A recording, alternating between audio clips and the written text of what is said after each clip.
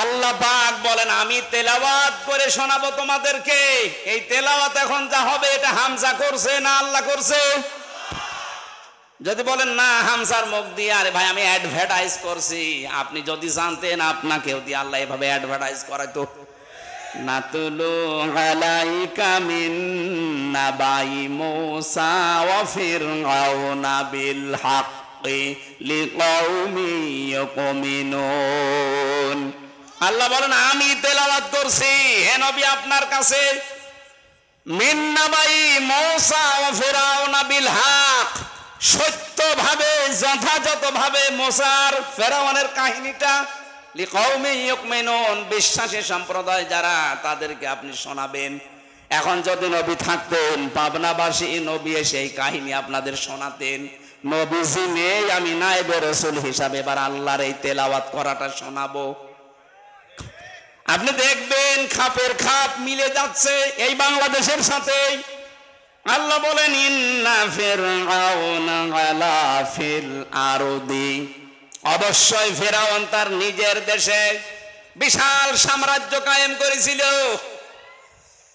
আল্লাহ রাব্বুল আলামিনের কথার সাথে হাজার হাজার বছর পরে আপনি এই 15.5 বছর মিলান, ওই জামানায় তো ফেরাউন তার নিজের দেশে বিশাল সাম্রাজ্য কায়েম করেছিল, একচ্ছত্র মালিকানা কায়েম করে ফেলেছিল। আমাদের দেশেও দেখলাম 15.5 বছরে অনেকে একচ্ছত্র মালিকানা নিয়ে নিয়েছিল। উনি যা বলবে তাই হবে। ওয়াজাঙ্গালা আহলাহা শিয়াহা, কয়েকটা কাজও হাতে নিয়েছিল ফেরাউন। এক নম্বরে ওই দেশের ভেতরে যারাই বাস করত তাদেরকে দলে বিদলে বিভক্ত করে করে ছোট ছোট দল বানিয়ে দিয়েছিল। বাংলাদেশে অনেকে এই সিস্টেম 2 দল করে কি, তাহলে মানুষের সাথে দল বেশি না? ফেরাউনের বুদ্ধি ছিল এইটা যে দলে বিদলে মানুষকে ছোট ছোট ভাগ করে দাও। এমনও দল এই বাংলাদেশে আছে শুধু সভাপতি আর সেক্রেটারি, আর কিছু নেই। হ্যাঁ, কিচ্ছু নেই। সেক্রেটারিও নেই, শুধু নিজের সভাপতি। এটা ফেরাউনের বুদ্ধি। এই বুদ্ধির ফাঁদে যেন আমরা আর না পড়ি। অনেকে বলে কেন মেলে না তাই দল করি। আরে ভাই, বাংলাদেশ জামাত ইসলামী, ইসলামী ছাত্র শিবির, ইসলামী ছাত্রী সংস্থার দিকে আপনি তাকিয়ে আমাকে বলেন এদের ভেতরে মত পার্থক্য নেই। জামাতের নায়েবে আমির অধ্যাপক মুজিবুর রহমান, উনি আহলে হাদিসের লোক, এভাবে হাত বেঁধে নামাজ পড়ে। আমি তো বকে না, আমি মাঝে আমি যে নাভির উপরে হাত বেঁধে নামাজ পড়ে। মাওলানা জহুরুল ইসলাম নাভির উপরে হাত বেঁধে নামাজ পড়ে। আমাদের মত পার্থক্য আমিন, কেউ জোরে বলে কেউ আস্তে বলে। ডাক্তার শফিকুর রহমান উনি আহলে হাদিসের, এভাবে নামাজ পড়ে। কিন্তু একটা বিষয় আমরা বাংলাদেশে সব এক, যে আমরা দিন কায়েম করবো, এখানে কোনো ফতোয়াবাজি চলবে না। অথচ এইটা নিয়ে আহলে হাদিসের ভেতরে দেখেন 7 দল। বাকি ইসলামী দলগুলো আমি নাম নিলাম না। এত দল বিদলে বিভক্ত করার পেছনে আমার দাদারা দায়ী। ওনারা চেষ্টা করেছে আমরা যেন এভাবে দল বিদলে বিভক্ত হয়ে আলাদা আলাদা হয়ে থাকি, আর মাঝখান থেকে আমাদের মাথার উপরে কাঁঠাল ভেঙে ওনারা খাবে।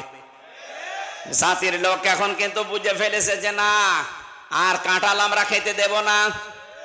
মাওলানা মামুনুল হক আমার সাথে 3 বছর এক ঘরে ছিলেন, পাশের ঘরে। দিনের বেলা আমারে বলতো, হামজা আমরা বাইরে থাকতে ভাবতাম কি, আরে ভেতরের অবস্থা একই। দুনিয়া যাই হয়ে যাক, যদি বের হতে পারি ছোটখাটো বিষয় সব ভুলে যাব। ঐক্য ছাড়া আমাদের আর উপায় নেই। এই জন্য দেখছেন না, বের হয়ে এখন সব জায়গায় শুধু ঐক্যের ডাক দিচ্ছে। কথা বলেন ঠিক কিনা? এই 27 তারিখে এই মাসের মাওলানা মামুনুল হক এবং আমার আল্লামা দেলাওয়ার হোসেন সাইদি রহমতুল্লাহ আলাইহির ছেলে শামীম সাইদি, এই 3 জনের অনুষ্ঠান আছে যশোরে। সবার একমত একমত যে আমরা সব এক হতে চাই। জামাত ইসলামের ভেতরে আমরা দেখেছি ছোটখাটো বিষয় নিয়ে মত পার্থক্য আছে, কিন্তু দল দল পার্থক্য নেই। কথা বলো না কেন? আমরা এইটাই চাই, মত পার্থক্য আমাদের থাকবে, এইটা করে আমাদের মাথার উপরে কেউ যেন কাঁঠাল ভেঙে খেতে আর না পারে। এই সুযোগ এই বাংলার জমিনে শেষ। কথা বলেন না কেন? আল্লাহ পাক বলেন ফেরাউন এই কাজ করেছিল ছোট ছোট ছোট ছোট দল বানিয়ে, তাদের ভেতরে সে একটা দলকে হীন, দুর্বল, ছোট, নিষ্পেষিত করে একপেশি করে রেখেছিল, সেটা মুসা নবীর দল। এই হাজার হাজার বছর পরে আমরাও দেখতে পেলাম এই দেশে শুধু মুসলমানদের ভেতরে হাজারো দল বিদলে ভাগ করেছে, কিন্তু একটা দলকে বাতিলের টার্গেট নিয়েছে। এই দলের উপরে যত রাগ, যত ঝাল, যত বোম, যত খুন, যত আয়না ঘর, যত জেল, যত জরিমানা, বাড়ি থাকতে দেবে না, সব এই দলের উপরে। কিন্তু 15.5 বছরে এইটাই চলেছে। কত দল আছে ইসলামের নাম নিয়ে এত ঝামেলায় পড়েনি যত ঝামেলায় পড়েছে একামতে দিনের লোকেরা। আল্লাহর এই আয়াতের সাথে আমার মনে হচ্ছে এটা 100 ভাগ মিলছে। এর পরের কথায় সুসংবাদ আছে, ইউযাব্বিহু আবনাহুম ওয়া ইস্তাহয়ী নিসাহুম ইন্নাহু কানা মিনাল মুফসিদিন। আল্লাহ পাক বলেন ওই জামানায় ফেরাউন মেয়েদেরকে বাঁচিয়ে রাখতো ভোগ করার জন্য, দাসীবাদী বানিয়ে, আর পুরুষদেরকে মেরে ফেলতো। বাংলাদেশের দিকে আমরাও তাকিয়ে দেখলাম এই 15.5 বছরে ছেলেদের কর্মসংস্থান সব সংকুচিত করে মেয়েদের কর্মসংস্থান সব ওপেন করে দিয়েছে। পুরুষ মানুষ অনার্স মাস্টার্স করে চাকরি পায় না, আর মেয়ে লোক ম্যাট্রিক ফেল 3 জায়গায় চাকরি পাচ্ছে। এটা ফেরাউনের কৌশল। যেহেতু ফেরাউনের সাথে মিল আছে এই জন্য এই কৌশলটা অনেকে নিয়েছিল। ইন্নাহু কানা মিনাল মুফসিদিন। আল্লাহ বলেন ফেরাউন ছিল সন্ত্রাসী ও ফাসাদ সৃষ্টিকারী ও স্বৈরাচারী। কথা বলেন না কেন? এ পর্যন্ত আল্লাহ শেষ করেননি, এইবার আমি আসল কথা বলছি। এদিকে তাকান। আল্লাহ পাক বলেন নুরিদু আন্নামুন্না আলাল্লাযীনা ইসতাযইফু ফিল আরদি। একটু খেয়াল করেন, এখানে সরাসরি ফাইল আল্লাহ নিজে, কর্তা নুরিদু আন্না মুন্না। আল্লাহ বলেন আমি নিজে ইচ্ছা করলাম এই জমিনে ফেরাউন যাদেরকে দুর্বল করে রেখেছিল, হীন করে রেখেছিল, ছোট করে রেখেছিল, জুলুম অত্যাচার নির্যাতন করে নিষ্পেষিত করে রেখেছিল, আমি চাইলাম তাদের উপরে একটু অনুগ্রহ করি। অনুগ্রহ করে কি করব? তাদেরকে নাজালাহুম আইম্মাতান, আমি আল্লাহ নিজে তাদেরকে জমিনের নেতা বানাবো। নাজালাহুমুল ওয়ারিসিন, আর জমিনের শাসন ক্ষমতা তাদের দিয়ে দেব, জমিনের উত্তরাধিকারে তাদেরকে আমি আল্লাহ বানাবো। আমার তো মনে হচ্ছে এই দেশে একামতে দিনের যারা এই 15.5 বছরের জুলুম নির্যাতনের এই নিষ্পেষণের শিকার ছিল, আল্লাহ তাদের উপরে একটু অনুগ্রহ করেছে। তাদেরকে এখন জমিনের নেতৃত্ব দেওয়ার জন্য আল্লাহ নিজে দায়িত্ব পালন করছেন। নাই তো এত মানুষ দলে দলে পালে পালে আসতেছে, কোনো কারণ নেই, একটাই কারণ, ওয়ানাজালাহুমুল ওয়ারিসিন।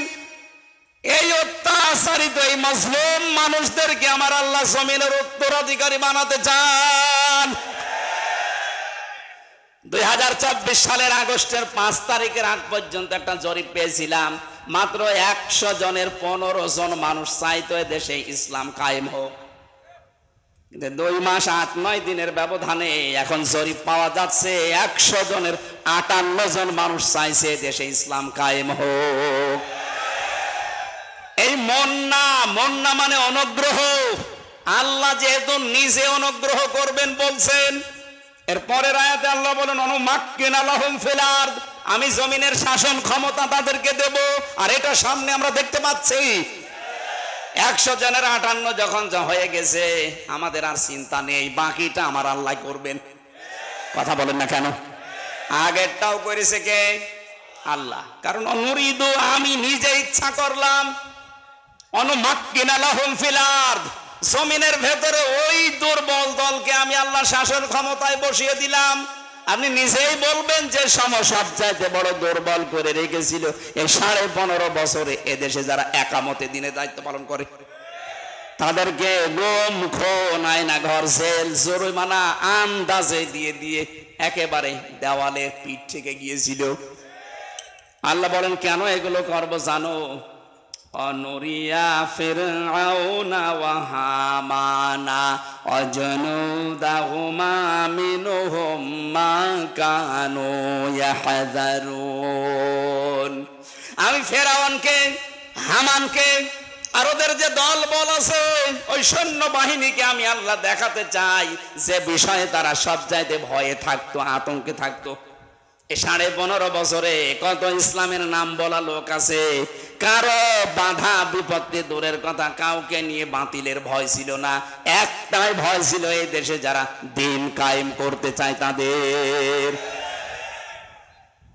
সুতরাং আপনারা যারা ভয় করতেন আল্লাহ ওইটা উল্টিয়ে দেবেন। আল্লাহ দেখতে চান আপনারা যার ভয় করেছেন, যারা আশঙ্কা করতেন এরা যদি আসে তাহলে সব উল্টিয়ে যাবে, সেটাই আল্লাহ দেখাবে। আর দেখানোর রাস্তা সামনে তৈরি হয়ে গেছে।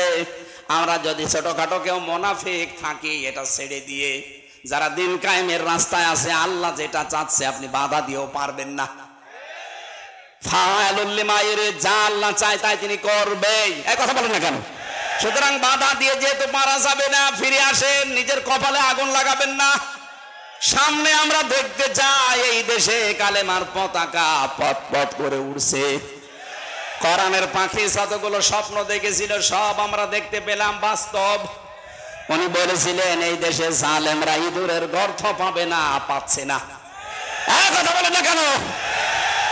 উনি বলেছিলেন 12 কোটি মানুষে শুধু ঝাঁকা দেবে, গোড়া ধরে দিল্লি গিয়ে পড়বা, ঠিক তাই বলিস।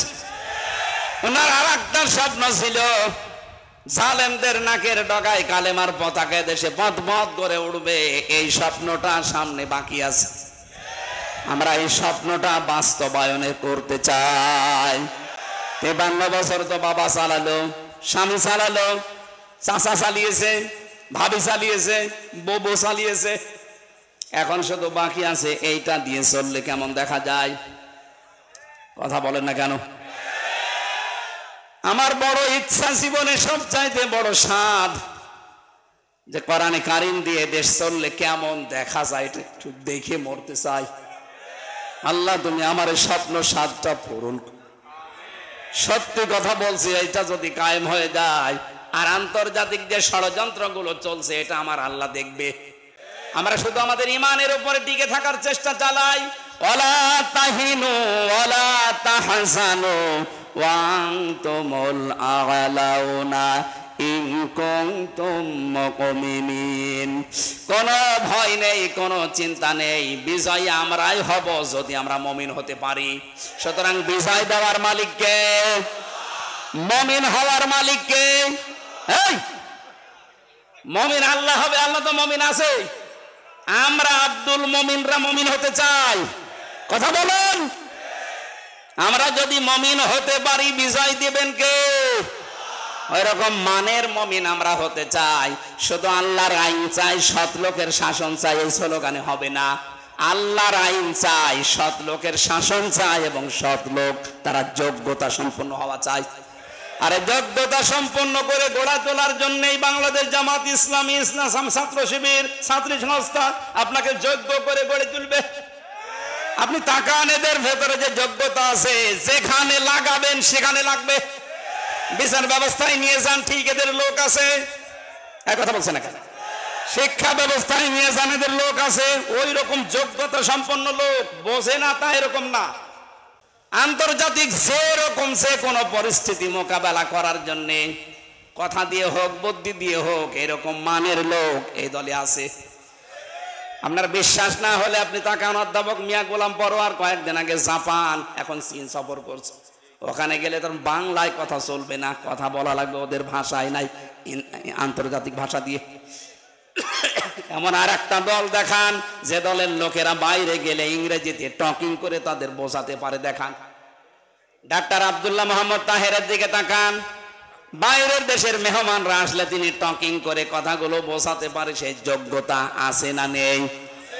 যেহেতু সৎ এবং যোগ্যতারা আল্লাহ যেন তাদেরকে দিয়ে এই জমিনে কোরআনটা কায়েম করে দেয়, বলেন আমিন।